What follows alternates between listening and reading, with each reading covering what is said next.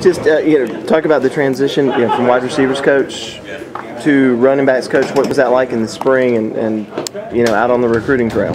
It was good. In the spring, there was a little bit more information to make sure that you're responsible for, because as a running back, you're involved in the run game, the pass game, from a pass route concept and also from a pass protection standpoint. So just a little bit more information to be responsible for. But the good thing is now you're focusing on one, maybe two guys in the backfield. Whereas as a coach of receivers, you got four guys you got to watch on every single play, and defenses are giving you half field coverage reads. So it's a little bit easier from that standpoint. But the biggest transition was the personality types are very similar between running backs and receivers. They're all used to touching the ball. They're all used to being high-profile guys. So that wasn't a transition. The big thing was just making sure that what I'm teaching is sound information.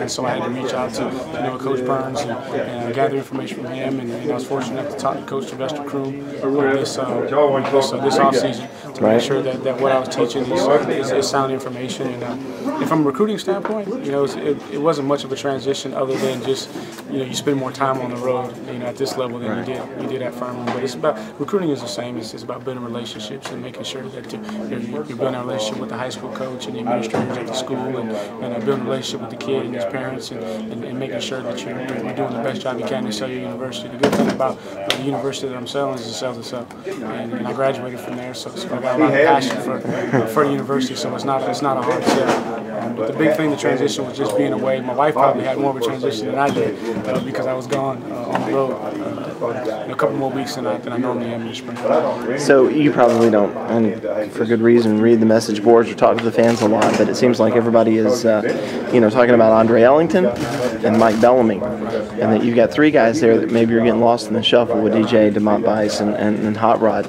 What do you say to people that might be forgetting about those guys? Well, if you go and look at your top running programs, it takes more than one guy to carry the load. Right. So you got to have two, maybe even three guys ready to play at any given time.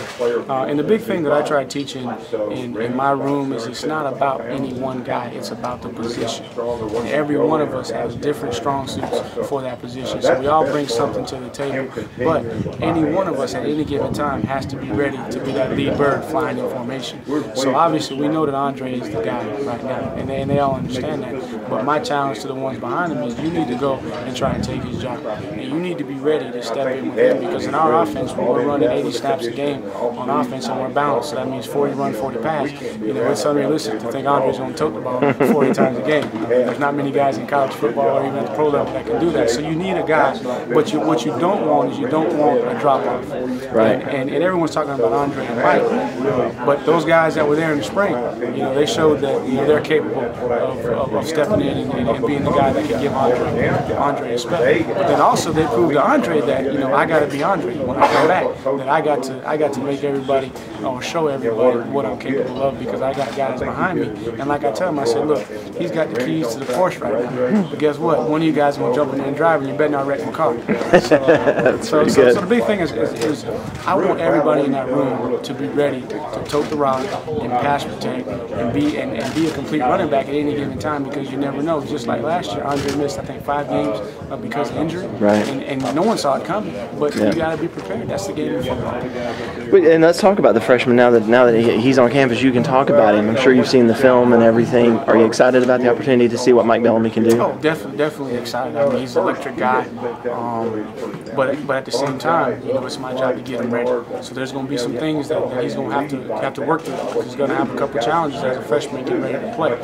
The good thing is even though I'm not available to him as much this summer because of the NCAA rules, I can't be out in practice. I got to rely on the older guys to make sure to get prepared. So those 3 guys that went through the spring, they're not only getting their own work, but they're helping prepare Mike, and they're also refreshing Andre because he didn't get to go through the spring. So we lose track of that. But those 3 guys did an outstanding job of carrying the load this spring, and they won every practice. None of them got hurt.